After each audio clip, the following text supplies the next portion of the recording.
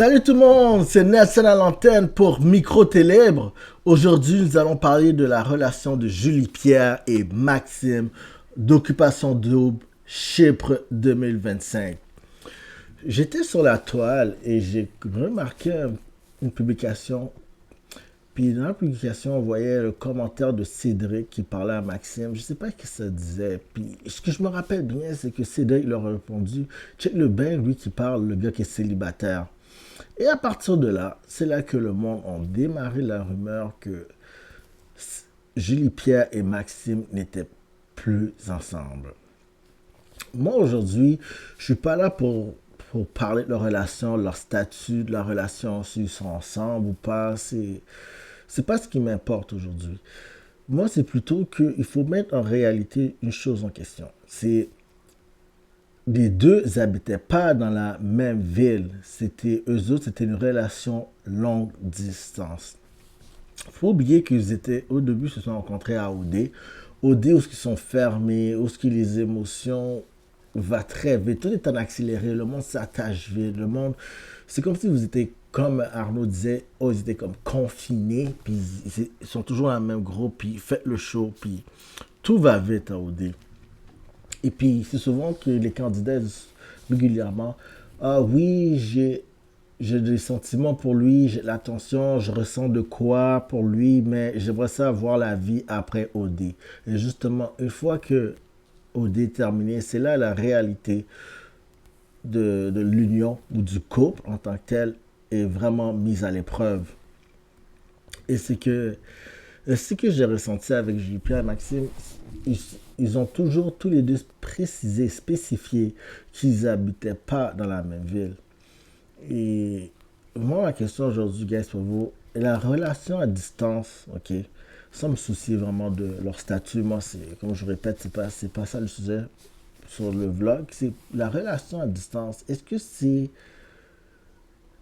c'est toujours possible en 2025?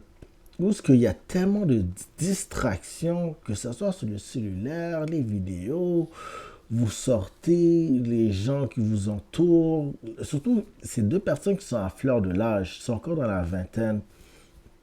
Je me souviens bien, Maxime est encore dans la vingtaine, Julie Pierre est encore plus jeune, est encore dans la vingtaine, mais plus jeune. Et tu sais, ils sont à fleur de l'âge. Est-ce que c'est vraiment le moment de s'imposer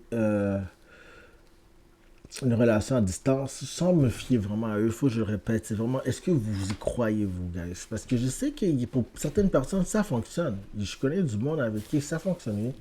Après plusieurs années, ils sont encore au début, il y a du monde que j'ai connu, sont démarrés en relation à distance, puis par la suite, éventuellement, ils ont fini à vivre ensemble. Parce que je suis sûr que l'objectif, c'est de se retrouver, créer une stabilité ensemble. Puis la relation à distance aussi, c'est pas juste un concept géographique. Il y a aussi le concept, l'incompatibilité de l'horaire de travail. Si par exemple, toi tu travailles le jour, moi je travaille la nuit, ou peu importe, on se croise pas vraiment durant la semaine. On peut peut-être se croiser une fin de semaine, des fins de semaine peut-être, ou quelques fois durant la semaine, mais ça arrive pas aussi fréquemment. Ça peut être aussi une forme de relation à distance, dans le sens que vous vous côtoyez pas aussi souvent que ça devait l'être.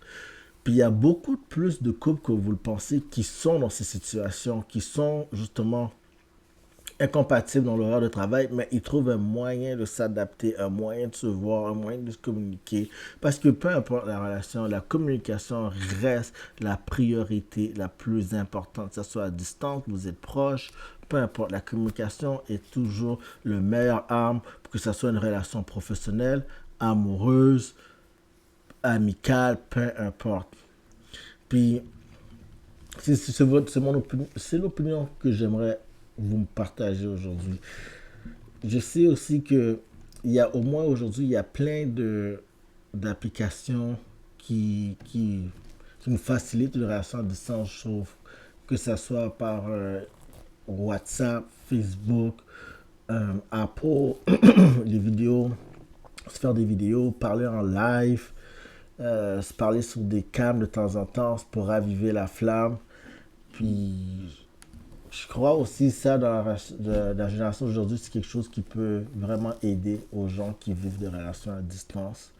Alors, je veux avoir votre opinion. Est-ce que c'est un concept que vous croyez encore? Est-ce que vous serez prêt à démarrer ou à être dans une relation à distance? Il y a du monde aussi qui sont ensemble pendant un moment, puis après ils se disent, ah, mais il faut que je parte pendant une période de temps pour le travail ou pour. Il y a du monde que leurs parents ne vivent pas dans la même région qu'eux ou dans d'autres pays. Ils sont comme, oh, il faut jamais m'occuper de ma mère, il faut jamais m'occuper de mon père pendant un moment. Je dis après un certain temps, une fois que la confiance s'établit dans la relation, c'est sûr que ça pourrait être plus envisageable et plus facile de vivre une relation à distance de cette manière.